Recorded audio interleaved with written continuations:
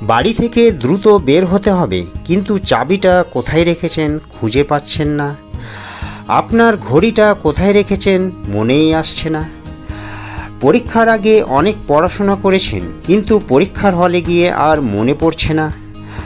এমনটা অনেকের ক্ষেত্রেই হয়ে থাকে, আর এইগুলি হলো স্মৃতিশক্তি দুর্বল হয়ে পড়ার লক্ষণ। এই সব সমস্যা থেকে মুক্তির উপায় হলো উন্নত স্মৃতিশক্তি। যাদের স্মৃতিশক্তি যত বেশি, তাদের এই সব সমস্যা থেকে মুক্তি লাভ ততই সহজ।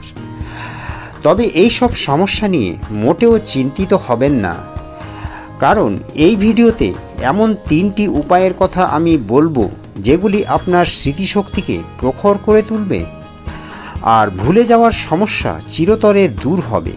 তবে এর জন্য আপনাকে অবশ্যই সম্পূর্ণ ভিডিওটি দেখতে হবে। আর স্মৃতিশক্তির প্রখরতা বাড়ানোর জন্য যে উপায়গুলির কথা বলবো সেগুলি অবশ্যই মেনে চলতে হবে এবং ধীরে ধীরে এই নিয়মগুলোকে আপনার দৈনন্দিন জীবনের অভ্যাসে পরিণত করতে হবে। তাহলে শুরু করা যাক। খাদ্যাভ্যাস। স্মৃতিশক্তি বাড়াতে চিকিৎসকেরা বিভিন্ন পরামর্শ দিয়ে থাকেন। তার মধ্যে অন্যতম হলো পুষ্টিকর খাবার খাওয়া। স্বাস্থ্যকর খাবার আমাদের ব্রেনের জন্য খুবই উপকারী। শরীরের অন্যতম অঙ্গ হলো ব্রেন। আমরা যা চিন্তা করি, যা কাজ করি, সবই নিয়ন্ত্রণ করে থাকে আমাদের ব্রেন। ব্রেন যাতে ঠিকঠাকভাবে কাজ করে, কার্যক্ষমতা যাতে বৃদ্ধি পায়, তার জন্য প্রয়োজন সুষম খাবার। এখন আমি সেই সব খাবারের কথা বলবো যা খেলে আপনার ব্রেনের ক্ষমতা ও স্মরণশক্তি অনেক গুণ বাড়বে। অ্যান্টিঅক্সিডেন্টযুক্ত খাবার। আপেল, কলা, খেজুর, ডালিম, কমলালেবু ইত্যাদি ফলগুলির মধ্যে রয়েছে অ্যান্টিঅক্সিডেন্ট, তাই আপনার ব্রেকফাস্টের মধ্যে ফল অবশ্যই রাখবেন। সবুজ শাকসবজি, ব্রকলি, বিট, ফুলকপি, বাঁধাকপি এগুলির মধ্যে রয়েছে প্রচুর পরিমাণে অ্যান্টিঅক্সিডেন্ট, যা আপনার স্মৃতিশক্তি সতেজ করে তোলে। এছাড়া গ্রিন টিতে রয়েছে প্রাকৃতিক অ্যান্টিঅক্সিডেন্ট, যা আপনার মেধাশক্তিকে কয়েক গুণ বাড়াবে। ওমেগা 3 ফ্যাটি অ্যাসিডযুক্ত খাবার।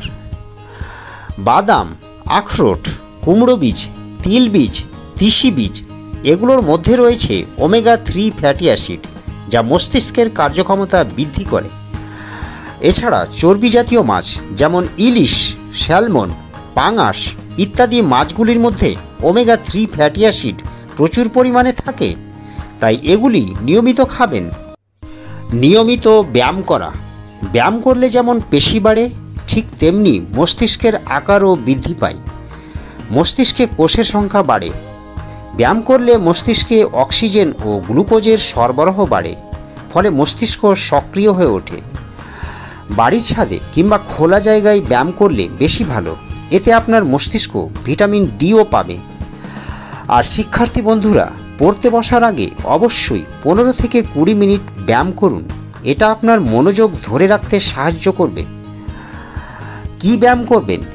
মস্তিষ্কের কার্যক্ষমতা বাড়ানোর জন্য অ্যারোবিক বা কার্ডিও ব্যায়ামগুলি খুবই ফলপ্রদ। এই ব্যায়ামগুলি করার সময় শরীরের তাপমাত্রাকে বাড়িয়ে প্রয়োজনীয় পেশিগুলিতে রক্ত প্রবাহ বাড়িয়ে দেয়, তাই মস্তিষ্কেও রক্ত সঞ্চালন বাড়ে। এর ফলে মস্তিষ্কের কার্যক্ষমতা বৃদ্ধি পায়। মস্তিষ্কের জন্য সবচেয়ে কার্যকরী ব্যায়ামগুলি হল: নাম্বার 1, জাম্পিং জ্যাক। এটি খুব সহজেই ঘরের মধ্যে বা খোলা জায়গায় করতে পারেন। নাম্বার 2, জাম্প রোপ বা দড়ি রম্ফন। এটি খুব সহজ একটি ব্যায়াম যা আপনি ঘরের মধ্যেই করতে পারেন। নাম্বার 3, জোরে হাঁটা বা দৌড়ানো। এটি হলো সবচেয়ে সহজ একটি কার্ডিও ব্যায়াম যা মস্তিষ্কের কার্যক্ষমতা বৃদ্ধি করতে সাহায্য করে। পরিমিত ঘুম। প্রতিদিন পরিমিত ঘুম মস্তিষ্ক সক্ষম রাখার জন্য ভীষণভাবে কার্যকরী। ঘুমের মধ্যে মস্তিষ্ক বিশ্রাম পায়, আর আমরা সারাদিন যে সকল কাজ করি, পড়াশোনা করি বা যা কিছুই করি না কেন, যখন আমরা ঘুমাই তখন ওই তথ্যগুলো আমাদের মস্তিষ্কে স্থায়ীভাবে কনভার্ট হয়, অর্থাৎ ব্রেন মেমোরিতে সেভ হয়ে যায়। চিকিৎসকদের মতে একজন প্রাপ্তবয়স্ক মানুষের দৈনিক 7 থেকে 8 ঘন্টা ঘুমানো প্রয়োজন। ঘুমের সময় আপনার মস্তিষ্ক পরবর্তী স্মৃতি ধরে রাখার জন্য নিজেকে প্রস্তুত করতে থাকে। তাই স্মৃতিশক্তি বাড়ানোর জন্য প্রতিদিন 7 থেকে 8 ঘন্টা ঘুমাতে হবে। প্রতিদিন রাতে তাড়াতাড়ি ঘুমান এবং সকালে তাড়াতাড়ি ঘুম থেকে উঠুন, কারণ ঘুম মস্তিষ্কের সক্রিয়তা ও স্থিতিশীলতা বজায় রাখতে সাহায্য করে। আর ঘুমানোর আগে আপনার মোবাইল ফোনটি বিছানা থেকে দূরে সরিয়ে রাখুন। কয়েকদিন এমনটি করলেই এটি আপনার অভ্যাসে পরিণত হবে এবং খুব সহজেই ঘুম চলে আসবে। বন্ধুরা, স্মৃতিশক্তি বাড়ানোর জন্য যে 3টি পয়েন্টের ওপর আলোচনা করা হয়েছে, আপনার মতে সবচেয়ে গুরুত্বপূর্ণ পয়েন্ট কোনটি? অবশ্যই কমেন্ট করে জানাবেন। তাহলে আজ এ পর্যন্তই, আবার কথা হবে পরবর্তী ভিডিওতে। ভালো থাকবেন, সুস্থ থাকবেন। Thanks for watching.